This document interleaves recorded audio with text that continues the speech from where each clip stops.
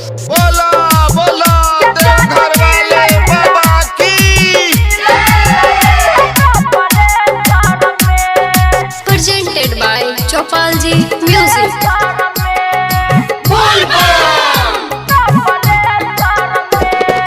Music director DJ Nitish Raj Mangra Nawada.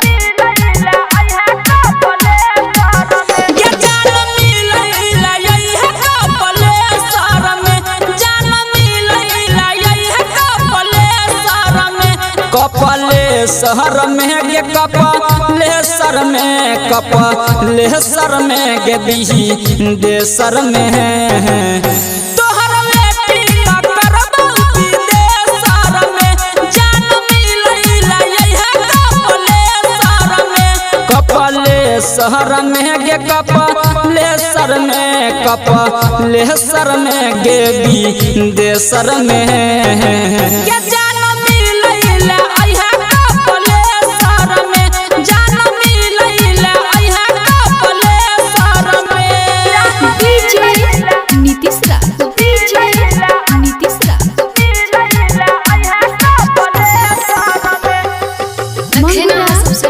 Recording studio गढ़िया से।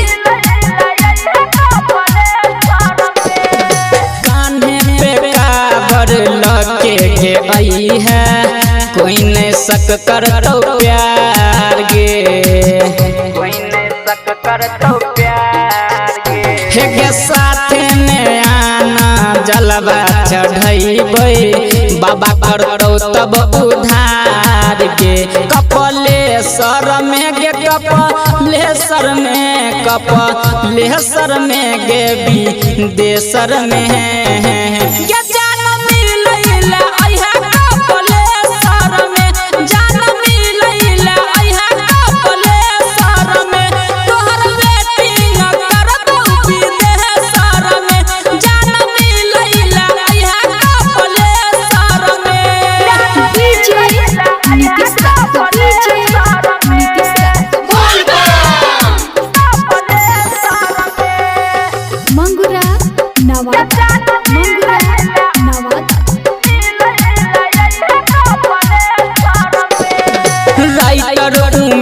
संगे जानू तू आई है करतो नहीं अपमान गे करतो नहीं अपमान गे बाबा के सामने अजय अकेला शादी करत हो जान गे कपले शहर में गे कपले सर में कपले सर में गे भी दे सर में